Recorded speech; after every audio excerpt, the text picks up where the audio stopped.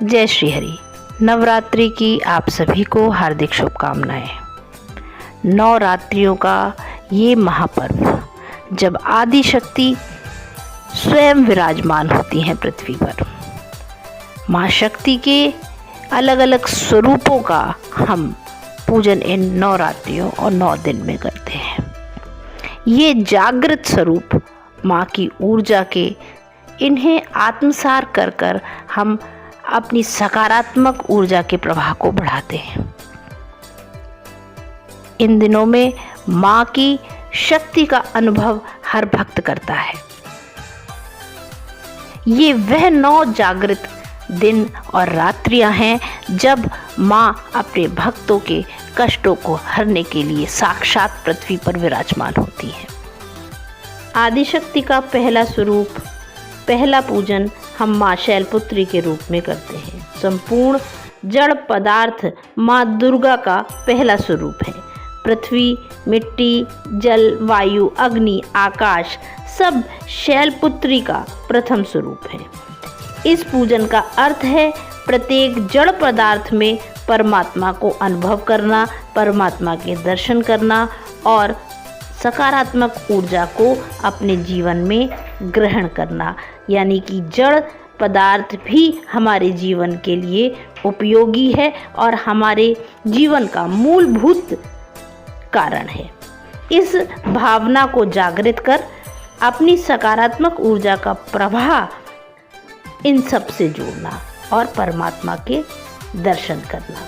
प्रत्येक जड़ पदार्थ में भी परमात्मा है, इस भावना को जागृत करना। ओम शैलपुत्रे देव्ये नमः। इस मंत्र का जाप करके माँ को साक्षात रूप में विराजमान कराते हैं अपने मंदिर में, अपने मन में। देवी वृषभ पर विराजित हैं। शैलपुत्री के दाहिने हाथ में त्रिशूल और बाएं हाथ में कमल पुष्प सुशोभित होता है। माँ का यह स्वरूप नव दुर्गाओं में से प्रथम स्वरूप है। नवरात्रि के प्रथम दिन देवी की हम उपासना करते हैं। माँ शैलपुत्री की उपासना कर हम साक्षात माँ पार्वती का स्वरूप ध्यान करते हैं और उन्हीं का पूजन करते हैं। पृथ्वीराज हिमालय की पुत्री पार्वती के रूप में ही शैलपुत्री माँ का पूजन होता है।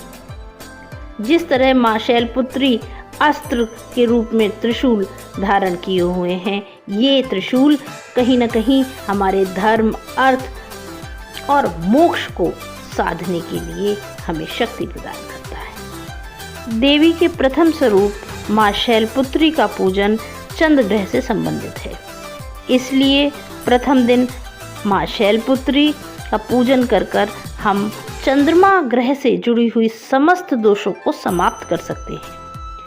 जीवन में चंद्र ग्रह की अनुकूलता मानसिक शांति और सुख संपन्नता देती है, जीवन में गति देती है, कार्यों के अवरोधों को दूर करती है, एक प्रबल सोचने की, समझने की शक्ति प्रदान करती है। इसलिए प्रथम दिन माँ शैलपुत्री के पूजन से हम चंद्र ग्रह की सकारात्मक ऊर्जा का प्रवेश अपने जीवन में करा पाते हैं। साथ ही माँ शैलपुत्री का पूजन हमारे मूलाधार चक्र को सक्रिय बनाता है, बल देता है। मूलाधार चक्र कर्म सिद्धांत के अनुसार हमारे प्रारब्ध और सक्रिय ऊर्जा से होने वाले कर्मों के बीच का सामंजस्य स्थापित करता है। इसलिए इस चक्र को बल देकर और सक्रिय कर कर हम अपने जीवन में निर्विघ्न होकर और सकारात्मक रूप से आगे बढ़ने की प्रेरणा लेते हैं, ऊर्जा लेते हैं।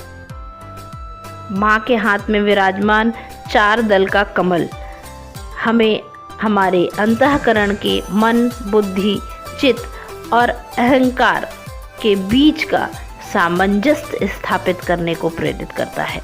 माँ के पूजन से हम मन, बुद्धि, चित्त और अपने अहंकार को वश में कर कर एक सकारात्मक प्रवाह दे सकते हैं और कहीं न कहीं कमल की तरह अपने जीवन को सुशोभित कर सकते हैं, ऊर्जावान बना सकते हैं।